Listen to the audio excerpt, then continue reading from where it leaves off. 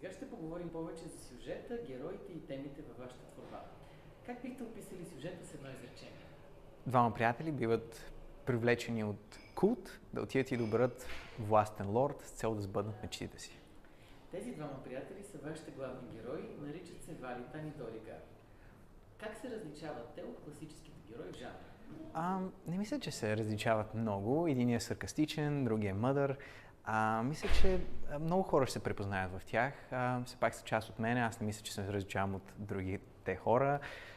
Мисля, че всеки герой трябва да прилича на нас, за да можем да им съчувстваме, когато са в опасност.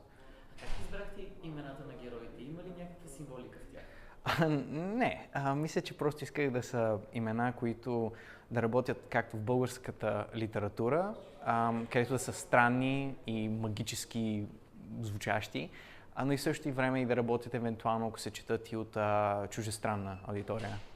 Някои творби разказват историята през призмата на един герой.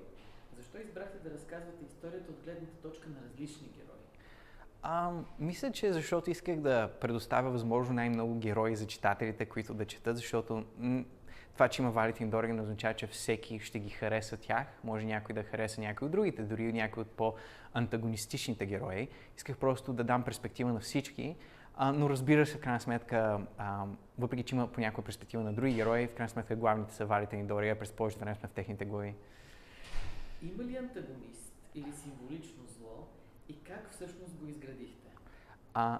Антагонисти има два, бих казал, поне в структурата на тази история.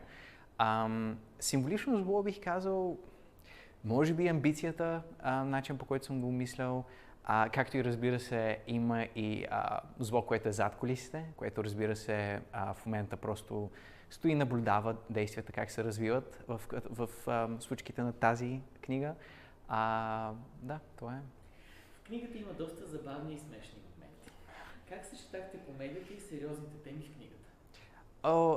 Честно казано, не ми беше много трудно, поне така смятам. Мисля, че има добър баланс между двете и кога се случва едно, кога другото.